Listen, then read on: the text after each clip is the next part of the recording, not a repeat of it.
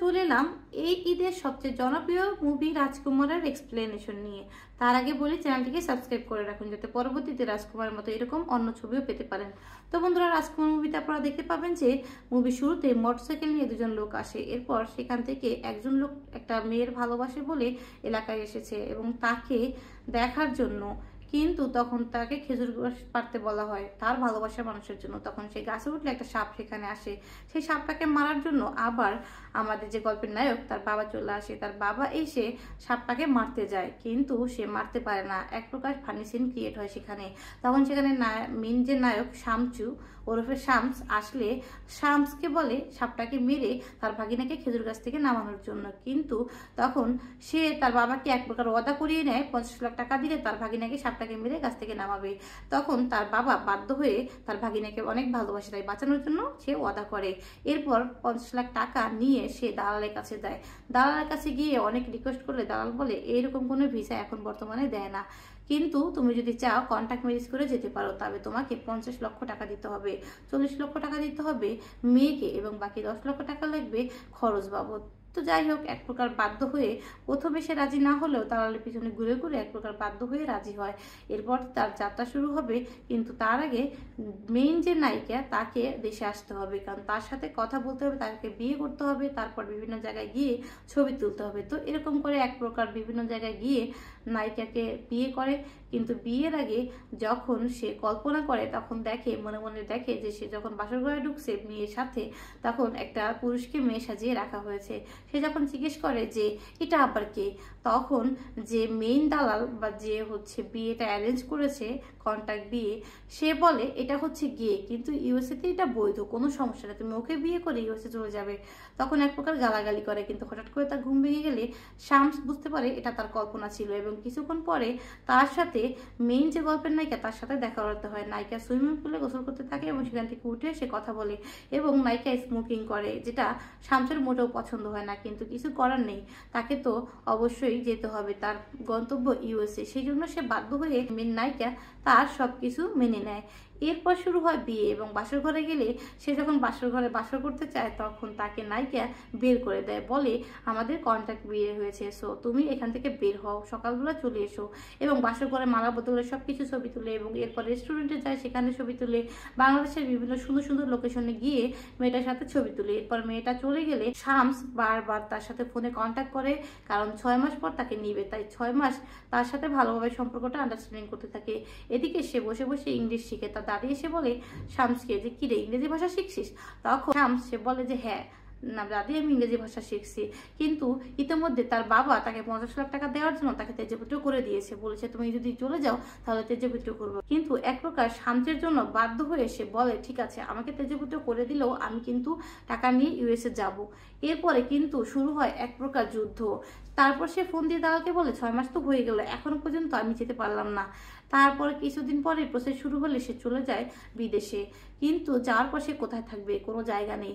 এরপর তাকে যে নেয় মেইন যে দালাল, সে কিন্তু বারবার বলে যে তুমি আমার বাসায় চলো, তোমাকে একটা কাজ ধরিয়ে দিব। কিন্তু শামস বলে তো আমার যে বউ, হবু বউ বা বউ যাকে বিয়ে করেছি তার বাসায় যাব, আপনার কাজ হচ্ছে একটা, আপনি ফোন ধরবেন না, বাকিটা আমি ম্যানেজ করে নিব। এরপর সে গিয়ে ওঠার পর তাকে দেখে তো অবাক হয়ে যায় আমাদের গল্পের যে নায়িকা। তিনি বারবার বলে তুমি এখানে কি করছো, এখান থেকে চলে যাও।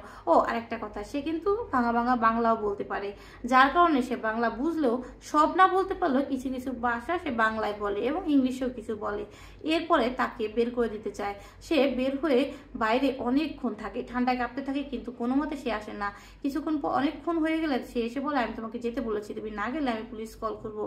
কিন্তু তাতেও সে যায় না। সে এক প্রকার ইমোশনাল ব্ল্যাকমেল করে বলে যে আমার এখানে কেউ নেই, আমি কোথায় যাব, আমাকে রেখে যে আমাকে এখানে নিয়ে এসেছে সে কোথায় চলে গেছে জানি না, এখন আমি কোথায় যাব তুমি বলো। তখন না আমাদের গল্পের যে নায়িকা সে বাধ্য হয়ে, মানে শামসের বউ বাধ্য হয়ে তাকে বাসায় থাকতে দেয়। এরপর বাসায় থাকলে সেখান থেকে বলে আগামীকালকে চলে যেতে, কিন্তু আগামীকালকে তো কিছুতেই যায় না। এরপরে শামস মানে ইউএস এর বিভিন্ন জায়গায় ঘুরে, বিভিন্ন সুন্দর সুন্দর লোকেশনে ঘুরে। এই যেমন ধরেন বাংলাদেশে একটা ছেলে দেশের বাইরে গেলে, নতুন কোনো জায়গায় গেলে যে পরিমাণে ঘোরাফেরা করে বা সুন্দর জায়গায় যায়, সুন্দর সুন্দর লোকেশন দেখে, এগুলো দেখতে থাকে। তো যাই হোক, এক প্রকার সে তাকে, আমাদের গল্পের যে নায়িকা, সে বারবার, বাই দ্য ওয়ে আমি আসলে নায়িকার নামটা ভুলে গিয়েছি, যার জন্য বাধ্য হয়ে এভাবেই বলছি, আপনাদের বিরক্ত লাগলে আমি ক্ষমা প্রার্থী। তো এক প্রকার নায়িকা অনেক প্রতিদিন তার সাথে খারাপ ব্যবহার করতেছে, তাকে বের করে দেওয়ার চেষ্টা করছে, কিন্তু কোনো মতেই পারছে না। ইতিমধ্যেই তার যে বাড়িওয়ালা, আমাদের গল্পের আহমেদ শরীফ, তো ওনার নামটাও আমার সঠিক মনে নেই, তো আমি যে নামেই ওনাকে চিনি সেই নামটাই বলছি। উনি কিন্তু এই গল্পের অনেক গুরুত্বপূর্ণ একটা ক্যারেক্টার। তো যাই হোক, উনি ওই বাড়ির মালিক। প্রথম ওর সাথে দেখা হয়, উনি বাঙালি দেখলে নাক ছিটকায়, এক প্রকার শামসকে অপমান করে এবং বাঙালি হ্যান ত্যান বলে অপমান করে।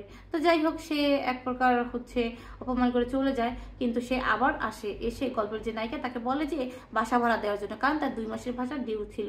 তখন শামস এসে 2 মাসের ভাড়া দিয়ে দেয় এবং সামনের 1 মাসও দিয়ে দেয়, যার জন্য নায়িকা বাধ্য হয়ে তাকে বাসায় থাকতে দেয় এবং সে বলে, আমি তোমার টাকা দিতে বলেছি, যা দিয়েছো যেহেতু, আমি তোমার টাকা ফেরত দেওয়ার চেষ্টা করছি। তখন শামস বলে, দিতে হবে না, কারণ তুমি দিলে তো আমাকে বের করে দিবে, তার চেয়ে বরং বাসা ভাড়াটা থাক, আমি তোমার এখানে থাকি। তখন আমাদের গল্পের নায়িকা শামসের ওয়াইফ বলে, তোমাকে বের করতে আর পারছি কই। কিছু কিছু বাংলা বলে, যেগুলো আমার কাছে খুব ভালোই লেগেছে, কারণ সে বিদেশি হিসাবে তাকে যে এই সিনেমায় এনেছে সেটাই অনেক। এখন সে অনেক ভালো শুদ্ধ বাংলা বলবে, এটা এক্সপেক্ট করাটাও ভুল। যাই হোক, তো এরপর গল্প এভাবে আগায়। কিছুক্ষণ পরে বোঝা যায় যে আমাদের যে গল্পের নায়ক শামস, সে তার খুব কাছের একজনকে খুঁজতে এসেছে, যার নাম খাদিজা বেগম। কিন্তু সে খুঁজতে অনেক জায়গায় খুঁজে কোথাও পায় না। রাস্তায় একটা মেয়েকে দেখে, মহিলাকে দেখে, মধ্যবয়স্ক, এবং তাকে দেখে সে ভাবে এটাই হচ্ছে সে খাদিজা বেগম।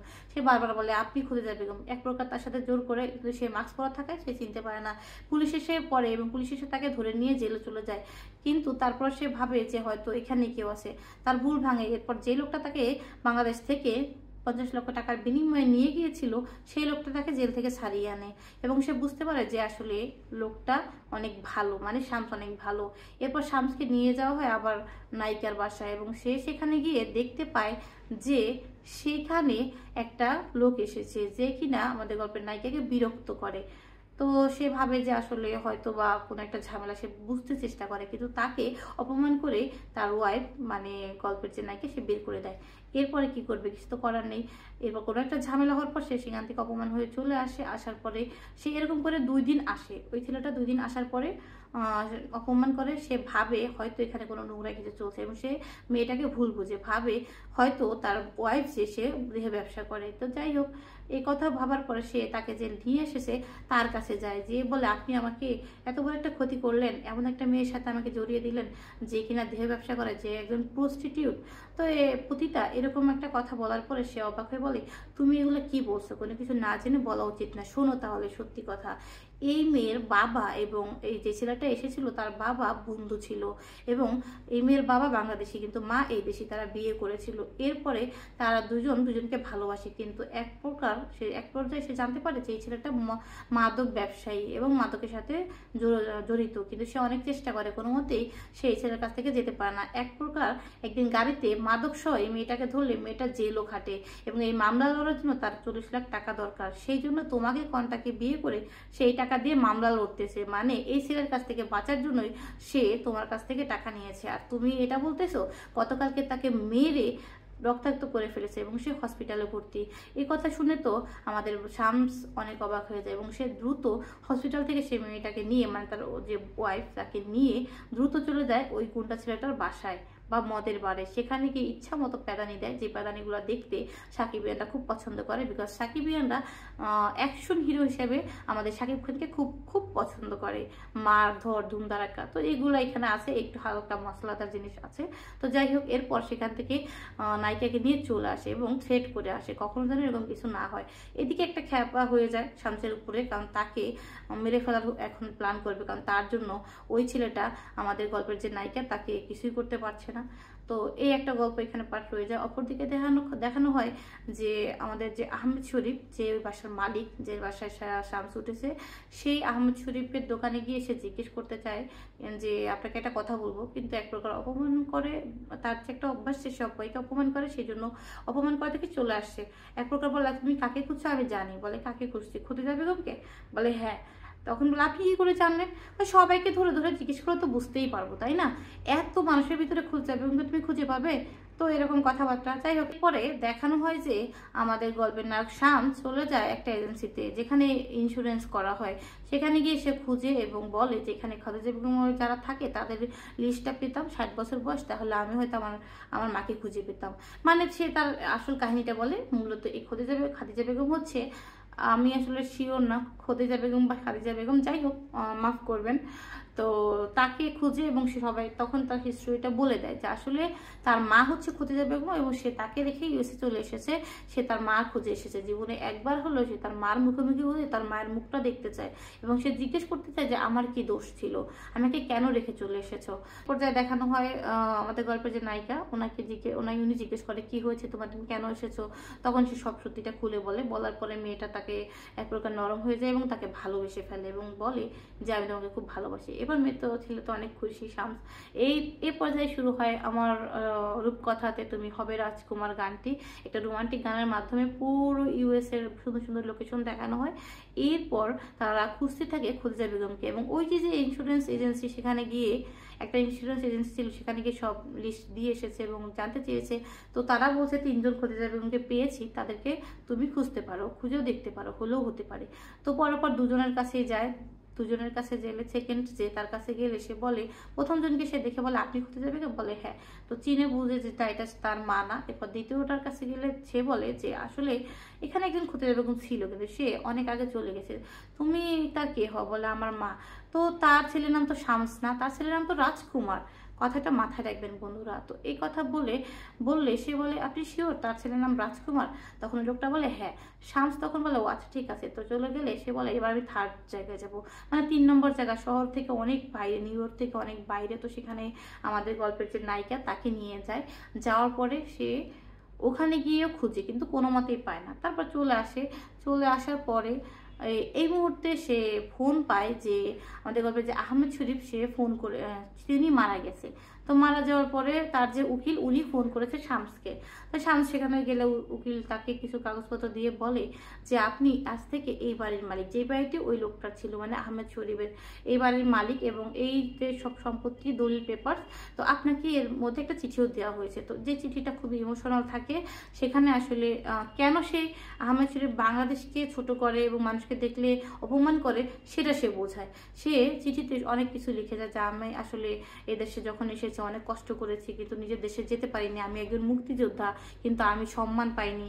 মানে যা যা বলার তার মনের কষ্টগুলো খুলে বলে। এবং যখন আমি বিয়ে করিনি, অনেক টাকা ইনকাম করতে চেয়েছি, যখন ইনকাম করেছি তখন আমি দেশে যেতে পারিনি, আমার কাগজ ছিল না, কাগজ পাওয়ার জন্য আমাকে অনেক কষ্ট করতে হয়েছে, যার জন্য আমি আমার দেশের মানুষকে এরকম অপমান করে আমি নিজে একটু শান্তি খোঁজার চেষ্টা করতাম, কারণ আমি প্রতিদিন রাতে কান্না করতাম। আমরা যারা প্রবাসী, আসলে এখানে অনেক সুন্দর একটা মেসেজ দেওয়া হয়েছে যে আসলে দেশের যারা মানুষ তারা বিদেশে গেলে তাদের মনের যে আক্ষেপ, তারা কিন্তু দেশে অনেক অনেক মিস করে, কিন্তু সেটা বলে না, সেটা বোঝাতে পারে না। এই একটা বিষয়, এটা নিয়ে সে কষ্ট। ও আরেকটা বিষয় থাকে যে শামস যখন যায়, এরপর তার দাদি মারা যায়। আচ্ছা যাক, তার দাদি মারা যায়। তার দাদি মারা গেলে তার দাদিকে মাটি দিতে পারে না, এই একটা বিষয় যেটার জন্য তার অনেক মন খারাপ থাকে, যেটা আমি বলতে ভুলে গিয়েছি। এবং তার যে ফুফাতো ভাই, তাকে ওই যে সাপের হাত থেকে বাঁচিয়েছিল, সে শামসকে ফোন করে বলে যে আমার জন্য একটা আইফোন পাঠিও। অথচ সেই মুহূর্তে শান্তির কাছে কোনো টাকাই থাকে না। সে গল্পের যে নায়িকা তার বাসায় আছে, মানে সে নিজেরই স্থায়ী জায়গা নেই, অথচ দেশ থেকে তাকে বলা হচ্ছে একটা আইফোন পাঠিয়ে দিতে, যে জিনিসটা সচরাচর সব জায়গায় হয়। তো যাই হোক, গল্পে আসি। এরপরে যে কথাগুলো বলার পরে আমার সেই লাস্ট বলে যে তোমার কাছে আমার একটা আমার সব সম্পত্তি তুমি নিয়ে নাও, তোমার নামে লিখে দিয়েছি, আমি জানি তুমি ছাড়া আমার এখানে আর কেউ নেই যে আমার এই কাজটা করতে পারে। তো আমি চাই আমার দেহটা যেন আমার দেশের মাটির যে কোনো একটা জায়গায় তুমি রেখে আসো, তবু আমি মরে শান্তি পাবো যে এটা আমার দেশ। তো যাই হোক, এক প্রকার শামস বাধ্য হয়ে দেশে চলে আসে লাশ নিয়ে। এনে তার দাদির কবরের পাশে সে মাটি দেয়। কিন্তু তখন সে কল্পনায় দেখতে পায় যে আহমেদ শরীফ যে উনি বাংলাদেশের মাটির বিভিন্ন জায়গায় সর্ষের ক্ষেত, ধানের ক্ষেত, গমের ক্ষেত বা কাশফুল এরকম কিছু কিছু জায়গায় নিজে মাটি মানে শান্তি খোঁজার চেষ্টা করছে এবং ভাবতেছে যে আমি আমার নিজের দেশে আসি।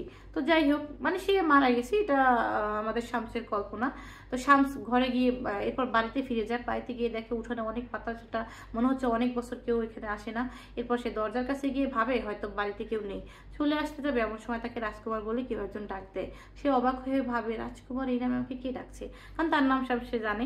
এরপর সে ঘরে ঢুকে দেখে তার বাবা বলে তোমার নামই রাজকুমার, তুমি অবাক হচ্ছ, আসলে এই নামটা তোমার মায়ের দাও। আজকে আমি তোমাকে এমন কিছু কথা বলবো যেগুলো তুমি আগে কখনো জানতে না।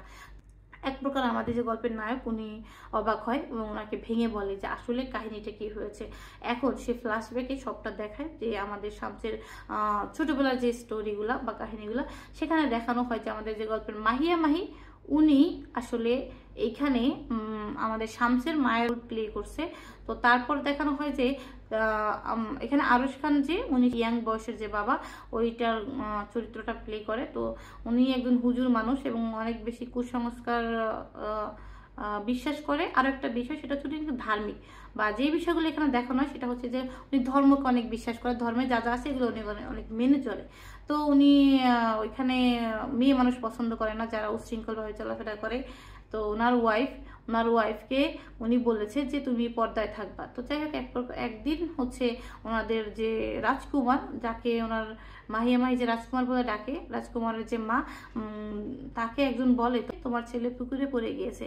তো এর আগে রাজকুমারের যে বাবা, সে মানে শামসের বাবা, সে বলে ফেলে যে কখনো যদি তুমি বেপর্দায় পুকুরে গিয়ে গোসল করো বা ডুব দাও তাহলে বিনে হিসেবে তোমাকে তালাক দেওয়া হবে বা বিনে তালাক দেওয়া হবে, এরকম একটা ব্যাপার আমাদের ইসলামে আছে যেটা উনি বলে ফেলে। তো উনি ভাবে যে রাগে করতে, ওনার একটা কোর্ট এবং বদমেজাজি টাইপের লোক উনি যেটা বলে ফেলে। ওটা উনি কি বললো ওটা ওই সময় ভাবে না, পরবর্তীতে পস্তায়, এরকম একটা বিষয়। তো উনি এটা বলার পরে যখন হঠাৎ করে রাজকুমার পানিতে ডুবে যায়, দৌড়ে গিয়ে পানিতে ডুব দিয়ে শামসের মা সে তুলে আনে তার ছেলেকে।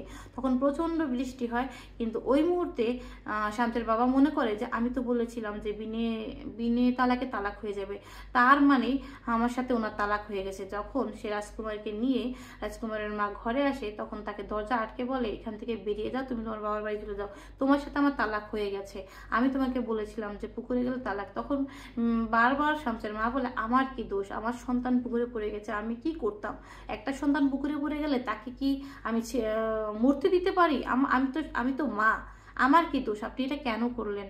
তো বারবার একই প্রশ্ন করে। এরপরে বাধ্য হয়ে এক প্রকার চলে যায়। কিছু করার নাই, তাকে যেহেতু তালাক দিয়ে দিয়েছে, আমাদের ইসলামের কাউকে তালাক দিয়ে দিলে সে চলে যায়, কিছু করার নাই তার। এরপর সেখান থেকে চলে যাওয়ার পরে বারবার আছে, কিছুক্ষণ পর কয়েকদিন মাঝে মাঝে এসে দেখে যায় তার ছেলেকে খাবার খাওয়ায়, যেটা কিনা আমাদের শামসের বাবা মানে রাজকুমারের বাবা পছন্দ করে না। সে এক প্রকার বাধ্য হয়ে বলে আপনার সাথে আমার সম্পর্ক শেষ, আপনি এখন মানে বেগানা নারী আমার জন্য, আমি চাই না আপনি আমার এই বাড়িতে আসেন, যদি আসেন তাহলে আপনি আমার ছেলের মরা মুখ দেখবেন, মানে রাজকুমারের কথা বলে। তো সে প্রথমে বলে যে আমার ছেলেকে আমি নিয়ে যাবো, আমি চলে যাবো, আমার ছেলেকে নিব, কিন্তু নিতে দেয় না, বলে ও আমার সন্তান। এই কথা বলার পরে রাজকুমারকে এক প্রকার তার মায়ের কাছ থেকে টেনে হিস্ট্রে নিয়ে যায়। প্রচন্ড কান্না করে ছেলেটা, যে দৃশ্যটা সত্যি মানুষের যে তার মাকে ভালোবাসে তার চোখে পানি এনে দিবে। তো যাই হোক, ছেলেটা অনেক কান্না করে এবং বাধ্য হয়ে মুখে কাপড় দিয়ে চিৎকার করতে করতে সেখান থেকে চলে যায় আমাদের গল্পের নায়কের যে মা মানে শামসের মা। তারপরে সে আর আসে না, সে আসলে ইউএস চলে যায় এবং সে কোথায় আছে এটা জানে না আমাদের শামসের বাবা। এই কাহিনী বলার পর সে ক্ষমা চায় এবং বলে আমি অনেক অন্যায় করেছি, অনেক অপরাধ করেছি বাবা, তুই আমাকে ক্ষমা করে দে, এবং ওনাকে তোর মাকে যদি পাস বলবি আমাকে যেন ক্ষমা করে দেয়, আর হাসরের দিনে যেন আমার কাছে এই প্রশ্নটা না করে যে আমার কি দোষ।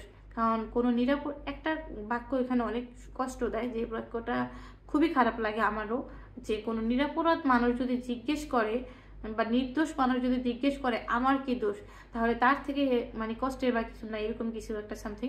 শামস বলে যে আপনার কোনো দোষ নেই এবং আমি আপনাকে আর কোনো অভিযোগ করব না, আমি জানি আমার আম্মাজান কোথায় আছে। কারণ সে এখন বুঝতে পারছে যে তার মা ওই যে ইউএসএতে বসে দ্বিতীয় যে খাদিজা, যাকে উনি ভেবেছিল যে রাজকুমারটা ছিলেন না, সে এবার বুঝতে পারছে যে আমার মা তাহলে এই লোক। তো সে আবার ইউএসএতে যায় নায়িকার সাথে সাথে নিয়ে সেই লোকটার বাসায়। তখন সে বলে সে তো চলে গেছে, সে বাংলাদেশে চলে গেছে, আপনি এখানে এসেছিলেন জেনে আমি তো বলেছিলাম যে একটা লোক এসেছিল, তো যখন বলেছি সে জানতে পেরে চলে গেছে, এখানে সব সম্পত্তি বিক্রি করে চলে গেছে, সে একটা এনজিও সংস্থায় আছে। এ কথা শুনে সে অবাক হয়ে রাজকুমার তার কাছ থেকে অ্যাড্রেস নিয়ে সেখানে যায়। তো সেখানে যাওয়ার সময় তাকে তার ওয়াইফ জিজ্ঞেস করে যে তুমি কি হচ্ছে কি বলে আমি কি নিয়ে যাবে, আমি তোমার সাথে যাবো। তখন শামস বলে না তুমি থাকো, আমি আমার মাকে আগে জয় করি, মার সাথে দেখা করি, তোমাকে আমি খুব আনন্দ সহিত পরবর্তীতে নিয়ে যাব। এই কথা শুনে নায়িকা শান্ত হয়। এরপর আমাদের শামস চলে আসে দেশে। আসার পরে সে খুঁজতে থাকে, খুঁজতে খুঁজতে চলে আসে তার মা যেই এনজিও সংস্থায় আছে সেখানে। সেখানে এসে সে দেখে যে একটা বাড়ির ফটক, মেইন ফটকে লেখা আছে যে রাজকুমার ভিলা। সেটা দেখে সে এত ইমোশনাল হয় এবং এত খুশি, সে বুঝতে পারে এটাই আমার মা। এমন একটা অধিকার বা এমন একটা শান্তি নিয়ে সে গেটের সামনে কিছুক্ষণ দাঁড়িয়ে থাকে, দাঁড়িয়ে সে ফিলিংস নিতে থাকে। এরপর সে ঢুকার পর সে বাড়ির যে উঠানে গিয়ে সে দেখতে পায়, ও জায়গাটা ছিল রাঙামাটি সম্ভবত, হ্যাঁ রাঙামাটি। তো সেখানে গিয়ে সে বুঝতে পারে। এরপর সে উঠানে গিয়ে দেখে কোরআন তেলাওয়াত। তো সে বুঝতে পারে এই কোরআন তেলাওয়াতটা সে ছোটবেলাও শুনেছে, তাই তার মনে আছে। সে একটা অনেক সুন্দর একটা কোরআন তেলাওয়াত শোনানো হয়, যেটা দেখলে মনে আমাদের খুব ভালো লেগেছে। তো এরপরে সে দরজায় গিয়ে দাঁড়ালে বলে কে আপনি? তখন বলে আমি আপনার ছেলে বা আমি আপনার সন্তান, আপনি আমার সাথে একবার দেখা দিন মা, আপনি আমার সাথে একবার কথা বলুন, আমি আপনার সাথে কথা বলার জন্য, আপনার সাথে দেখা করার জন্য অনেক দূর অনেক কিছু করেছি, আর আমাকে কষ্ট দিয়েন না। তখন এক প্রকার বাধ্য হয়ে আমাদের রাজকুমারের যে মা বা শামসের মা, সে বলে আপনি চলে যান, আপনার সাথে দেখা করার অনুমতি আমার নেই। এই কথা শুনে সে বলে আপনি আব্বাজানের উপর রাগ করেছেন? শামস বলে আব্বাজানের উপর রাগ করেন না, আব্বাজান আপনার কাছে ক্ষমা চেয়েছে, উনি ওনার ভুল বুঝতে পেরেছে, ওনার জ্ঞানের অভাব ছিল। তো আপনি আচ্ছা চিন্তা করবেন, আপনি দেখা করতে চাইছেন না তো, আপনি আব্বাজানকে নিয়ে আসলে উনি ক্ষমা করে দিলে দেখা করবেন, তো আমি ওনাকে নিয়ে আসছি, আপনি একটু দাঁড়ান। এই বলে আমাদের গল্পের যে নায়ক শামস সে চলে যায়, দৌড়ে যেতে থাকে তার বাবার কাছে, তার বাবাকে ফিরিয়ে আনার জন্য তার মায়ের কাছে, যাতে সে ক্ষমা চাইতে পারে। কিন্তু বলে যে আমি আপনাকে ফিরিয়ে নিব, কিন্তু এই মুহূর্তে সেখানে আম্মাজানকে আব্বাজানের কাছে নিয়ে যাওয়ার জন্য, ফিরিয়ে নিয়ে যাওয়ার জন্য সে বলে যে আপনি অপেক্ষা করেন, আমি যাচ্ছি।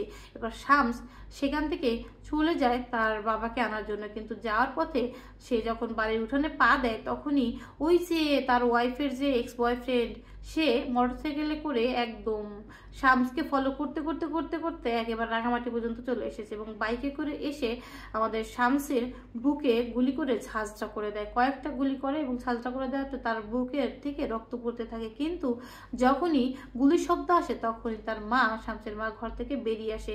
দূর থেকে তার মার মুখটা ঝাপসা দেখছে, আর গুলি লাগার কারণে আরো বেশি ঝাপসা। সে রক্তাক্ত দেহটাকে সে ভালো করে কোটে আটকে নেয়, যাতে তার মা দেখতে না পায়। সে তার হাসি মুখটা তার মাকে দেখাতে চাচ্ছিল। এরপর তার মা দৌড়ে আসলে রাজকুমার রাজকুমার বলে দৌড়ে আসে, কিন্তু ততক্ষণে সে মাটিতে লুটিয়ে পড়ে। এরপর তার মাকে বলে আম্মা চান, আম্মা আপনি একটু এগিয়ে আসেন, আপনার মুখটা ঝাপসা, আমি দেখতে পাচ্ছি না, আমার অনেক অনেক দিনের আশা বা অনেক এরকম কিছু একটা, অনেক মানে কষ্টের একটা সিন, যেটা কিনা দেখে সবাই কম বেশি ইমোশনাল হয়েছে। আমি জানি না কত কঠিন হৃদয়ের মানুষ আছে যারা যারা মাকে ভালোবাসে না বা যারা সন্তানকে ভালোবাসে না, তারা হয়তো পারবে না। কেউ যদি সত্যি মাকে ভালোবাসে, অবশ্যই সেও ইমোশনাল হবে, যেটা আমিও হয়েছিলাম, অনেকেই হয়েছে। তো আমি এমনি অনেক ইমোশনাল। তো মুভি দেখলে তো আরো বেশি, শাকিব খানের মুভি দেখলে তো আরো বেশি। দেখ এই কাহিনী, এরপর মুভিটা সেখানে শেষ হয়ে যায় এবং অনেক সুন্দর একটা ইমোশনাল গানের মাধ্যমে। এই হচ্ছে রাজকুমার মুভির ফুল এক্সপ্লেনেশন। তো কারো যদি ভালো লাগলো অবশ্যই প্লিজ সাবস্ক্রাইব করে দেবেন, যাতে আমি সবার আগে এরকম মুভি যেগুলো আসবে সেগুলোর আমি এক্সপ্লেন করে দিব। আর শাকিব খানের মুভি বলতে অনেকে বলছে এটা অনেক ভালো মুভি, এটা অনেক বেস্ট মুভি, কিন্তু আমার কাছে মনে হয় না যে বেস্ট মুভি। বিকজ বেস্ট বলতে আরও অনেক মুভি আছে শাকিব খানের, যেমন হচ্ছে আপনার কি একটা আছে খুলি শিকদার, আমার স্বপ্ন তুমি, এরকম অনেক ছবি আছে যেগুলো আসলে অনেক সুপারহিট। সেক্ষেত্রে এই মুভিটা আমি এত বেশি মানে মানুষ দেখিনি, মনে হয় হাতে গোনা 20 জন হবে বা 25 জন, এর বেশি হবে না। আর পুরো হলটাই একদম খালি, আমি আপনাদের দেখিয়ে দিচ্ছি এখানে ছবি দিয়ে। তো এই হচ্ছে কাহিনী, আর আজকে আমি গিয়েছিলাম দেখতে। তো আপনাদের যদি ভালো লাগে অবশ্যই যাবেন। তবে এটা সত্য যে এই মুভির মানে গল্পটা সত্যি ইউনিক। যারা শাকিব খানকে লাইক করে না, হেটার্স, তারাও কিন্তু মুভিটা দেখেছে।